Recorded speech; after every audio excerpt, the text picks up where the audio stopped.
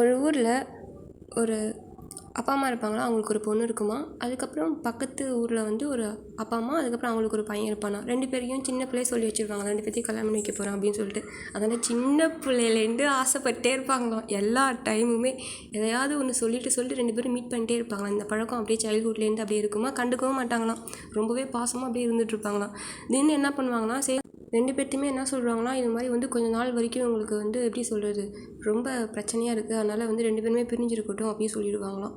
சொன்னதும் இந்த பொண்ணும் சொல்லாமல் இங்கே அழுதுகிட்டே இருக்குமா, அந்த பையனும் சொல்லாமல் அழுதுகிட்டே இருப்பானா. எப்போ விடுவாங்க 2 பேரும் பார்த்துக்க முடியும் அப்படின்ற மாதிரி அந்த உணர்வு வந்து சூப்பராக சொல்லியிருப்பாங்க. இதுலேருந்து என்ன தெரியுது அப்படின்னா, காதல் வலி வந்து ரொம்பவே பயங்கரமானதான், கொடுமையானதான்.